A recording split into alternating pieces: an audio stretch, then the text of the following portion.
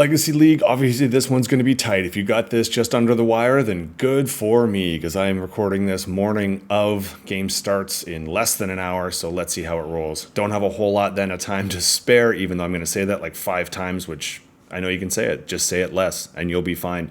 This week was certainly back to the first couple weeks, way more teams under predicted, or at least as many under as over, not as many teams in the green. And pretty much for us, it's really just one team who's spiking the ball, and the rest of us treading water. So let's get to NFL, and then we'll get to those scores. For no particularly good reason, this is the latest I'm ever going to be and the closest to the wire. In fact, I hope I get it out just before kickoff on Thursday. I've had the week off. I have no excuse. But one thing I can do to help this process is, even though I like this little segment, I think being a little bit pickier with my storylines and trying to be as quick as I can might be to my advantage. So I do write down a ton when I watch these games, and I did watch a lot of the games this week, as I said, on break, so Monday morning, this is what I did. I wrote down a ton, and I tried to think of maybe just one narrative I could go with on this one. I didn't really know where to go. I was going to go Tom Brady because I actually listened to that game, and to hear him kind of speak. I don't know if anyone's heard the podcast that you can get through AI when you just put in stuff and they've put in like a dialogue that AI generates. But that's kind of Tom Brady as he's reporting. It's very weird, and the words don't always make sense. He's lived his entire life in football, and he says red area and not red zone, which is like kind of a term in football. I thought he would know. He also then they did the Mahomes and Brady back and forth interview that, like, that's edited to make it look good, and it looked like two people that just didn't know how to talk to each other. It's like, remember that time when I said that thing? And they're like, yeah. But instead of Brady, maybe I'll wait till a little bit later. I feel like that one might pop up, especially since he's now, essentially involved with a football team. That means he can't actually do the job that he's getting paid a record amount of money to do. So I guess good on you there. I was going to go to maybe like a positive story. Josh Jacobs caught his 211th pass, which is the most number of passes without a touchdown. But obviously, if I'm talking about this, number 211 was for a touchdown, so positive story. But there's not much more to say there. I could go more about the Chiefs, but I kind of feel like they're going to come up later. They're still undefeated. Instead, I'm going to kick an old tire and go maybe in the fan reaction. We had a very, maybe I think, appropriate fan reaction, and then questionable fan reaction this week. The questionable is if you know much about Saquon Barkley. He did turn down some guaranteed money from the Giants, but it wasn't a great contract offer. And he went with the Eagles instead. And this was his FU game to go back into New York. And he just crushes them. Now, he got booed, and that's not exactly surprising, but it is odd. I mean, all evidence to suggest he was a pretty good guy. I mean, he could have set his personal record. He was 13, I think, yards shy, and there's a pretty viral clip now going with the coach saying, do you want to stay in and get your 13 yards? I was going to put other people in because we're kicking the living snot out of the Giants. And he actually said, yeah, let the younger guys eat. Let them get in there. I don't need my personal best. I've already kind of proven my point. And this is to a team that kind of lowballed him, and or I guess depending on injuries, maybe you thought appropriate, but, great that you boo the player, but remember, I know people in my dad's generation especially, it's like these players making so much money. And yeah, they are, but they only have a couple years to do it. Running backs only last 2.5 years on average. Now, Barkley's lasted longer than that, obviously, but this is the money he has to make for most of the rest of his life. He is a little bit more famous, so maybe he gets that TV deal after, but they have such a short window. I don't blame them for trying to get as much as they can. Why not boo the billionaire owner who's done really nothing recently to help their team out, signing a quarterback that may be kind of questionable? I know they drafted him and they got stubborn. I think a very common denominator, especially even in the next story, that rich people don't like to admit that they might have made a bad decision, so they just double down on it. So they re-signed Daniel Jones, who really only had kind of one stretch that they could really benefit off of recently, and they doubled down on him. They've kind of mismanagement, and I mean, it's not like they're like synonymous. I mean, the Mara family, and if you're thinking Kate Mara, actress, and Mara Rooney, that's their family. They have the Steelers and the Giants ownership in their background. I mean, Mara bought it in 1925 for $500, and then gave it to his kids when the stock market crashed because they didn't want it as like a tax deficit. Now worth $7.3 billion. So a lot of inherited wealth here, and certainly a very good investment, but doesn't make them phenomenal at what they do. And if you're going to boo anyone, why not boo them? The people running the team have not been doing an awesome job, but very rarely do billionaires put themselves at center field when their team's not doing well. It's only when they win that they tend to show up. So weird how that happens. But I thought that was an odd fan reaction versus Maybe a more appropriate one. I know it's really hard, and I've kicked this tire so many times with Cleveland. Sorry, it is my team, but it also is a very interesting story. One I don't really want to talk too much about, but if you saw the injury, I mean, here in Thailand, I'm starting to dream of like snakes. I have like kind of a weird, I don't want to see them around, and I know I'm going to because I know they're around here. I went most of my Kenyan life not having to bump into too many of them, but it kind of gives me the ick factor. And I say that in the same way as whenever I see someone step back aggressively, I think I'm just getting to that age where I'm worried this is going to happen to me. But as soon as you don't need to hear the pop, you see the pop and the calf shoot into the sock. You know exactly what happened. Just the Achilles of it is a little bit frightening. But it happens to a guy that not only is playing terribly, but obviously morally is not the easiest to support. And I think the weird thing is the fans are getting beef for their reaction. And I get it if you're a player and a teammate and you know the guy, I guess, but that is just the worst person to defend. And yet you go on record, some of his teammates throwing out comments like he's actually a good guy most of the time. You're like, yeah, but when he wasn't, it was pretty illegal and pretty indefensible. I mean, put it this way, if you know anything about the history of these players, the fact that Jameis Winston's coming in and he is the best moral decision at quarterback is shocking if you remember anything that happened in FSU. So I don't really know if we can judge the fans for their reaction on that one. Cleveland isn't known for being the most intelligent fan base in the world, and I say that as among them, and have sat in the crowd. And yeah, the comments aren't always the greatest. But in this particular case, I don't think we can be too mad at the fans. Maybe it's just people get tired of cheering for someone or being forced to try and make that decision. Can I cheer for a jersey and a piece of laundry without cheering for the person wearing it?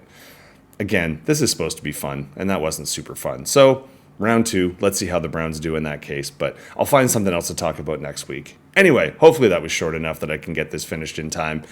Now let's get on to our scores. Gene, this is just getting to be a formality, and I don't know any other way I can possibly say it. The crazy thing about this performance is not only did you push 2 again, and during this run, I'm going to go back and take a look at this at some point and actually do some of the math, the number of times you've pushed 2, if you continue this all the way back to last season. But you beat everybody in this league by over 50 points this week. You would have taken down number 2 by a solid 50. So, yeah, Connor, sucks. You didn't get to 120 and you would have lost in most rounds anyway, but I mean, you didn't have a whole lot of a fight here. Your wide receivers, super disappointing, obviously in Smith, but Zay Flowers was a huge part of Baltimore's offensive plan, but then got hurt. Now, your running backs didn't quite crack it, but Mixon probably is looking to be kind of that league winner steal right now. If you can get yourself into the playoffs, he certainly is putting away a lot of points. Same with Hunt. Now, and you also had quarterbacks 4 and 5 on the week.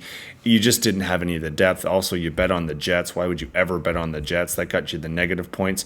And you left the running back 5 on your bench.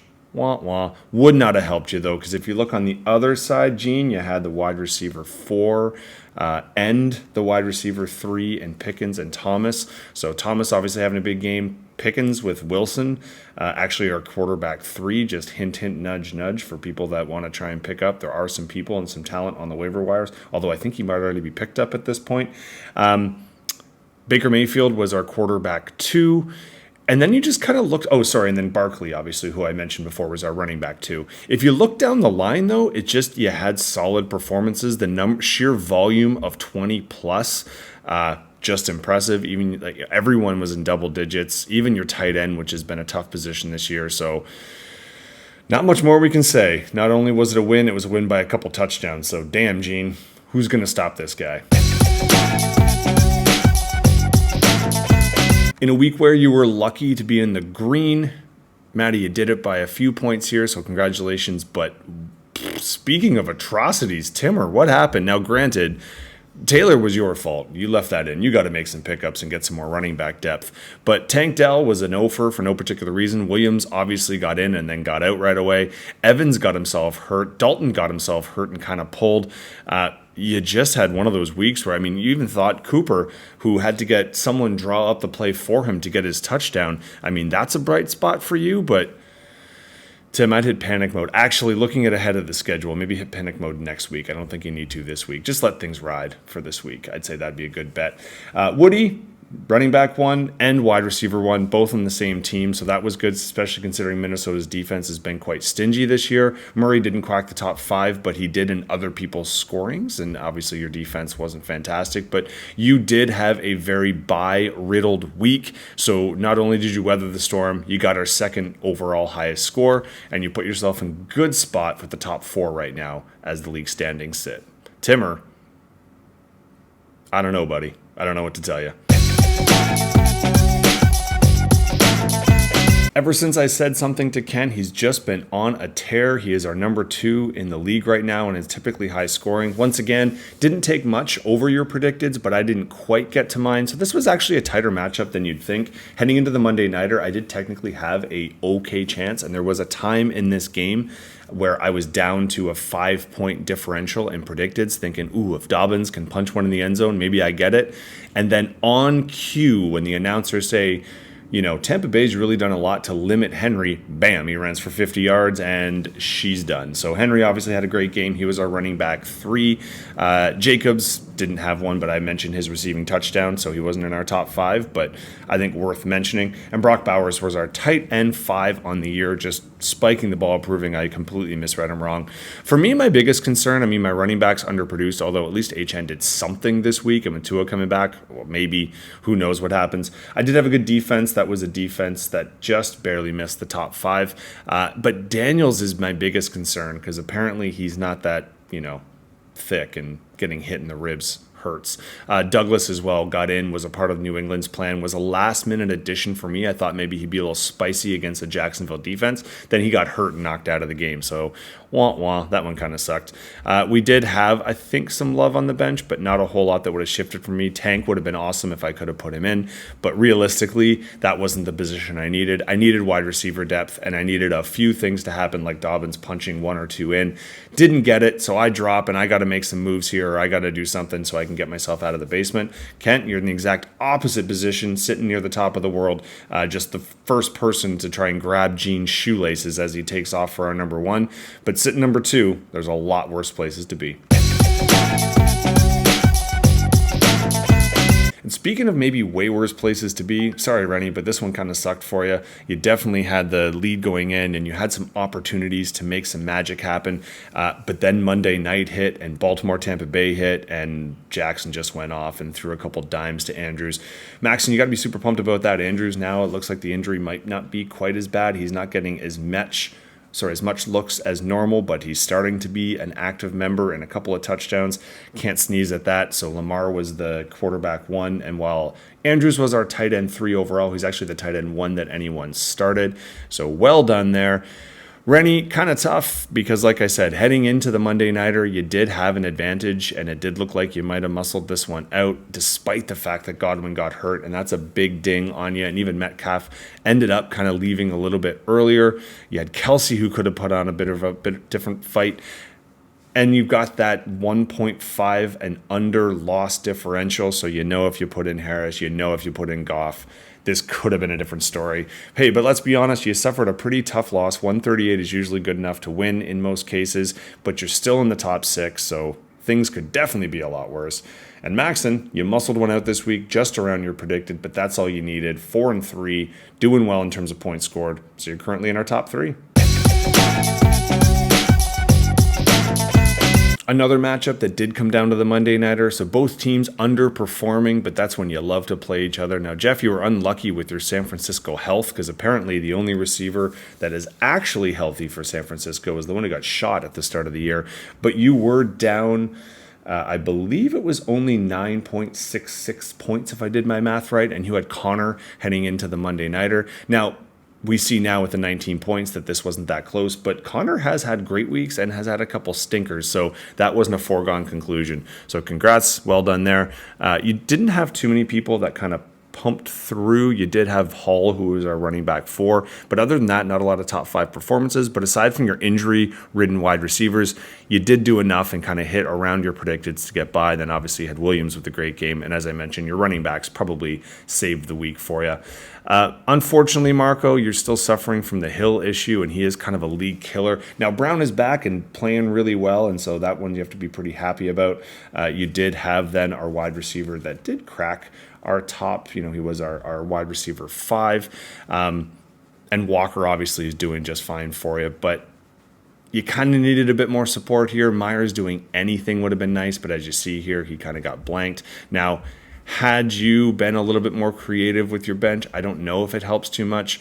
I don't know if that makes the difference, but I think maybe putting Lazard in as a wide receiver and then getting Madison in, that might have been enough to help you out if you look at the differential. But that is a little bit of a manipulation.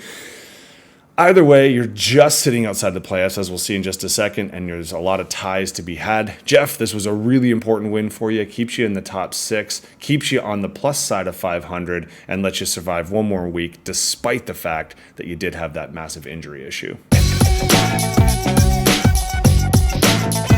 Looks like we're all fighting for second or third here. Lots of ties. So obviously 2 and 5 were tied in the basement. 3 and 4 just tied for that last playoff spot. And then everybody else other than Gene from 2 through 5 tied with the just over 500 mark. As we can see here with points scored, it's going to factor in as it normally does. So we bump ahead to week 8. Remember, it's not just who you play and how you score. I'm hoping Timmer forgets to put most people in his lineup so I maybe get a freebie. I can use it. I'm not too proud. But we do have some epic matchups here. This one is predicted to be close, but also it's our 3 versus 5, so 2 playoff teams.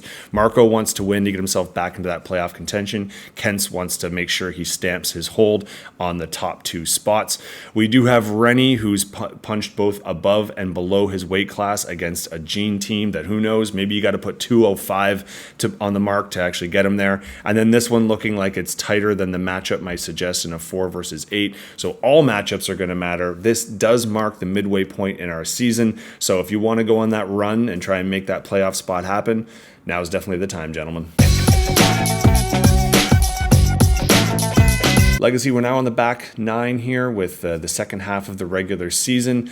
Like I said, teams that go on a run now, it's going to be even more important, and the ones who can put up the scores. We are back to a somewhat regular week. No European games this week. They'll return in a little bit. And no bye weeks, I believe, which is super odd. And we're going to swear when weeks 12, 13, and 14 roll around, when you see what's happening. If you haven't paid attention yet, might be worth your time. But maybe I'm giving away too much. Either way, like I said, I am in a rush to get this out, so I'm going to shut up. But best of luck in week 8, because every score is going to count.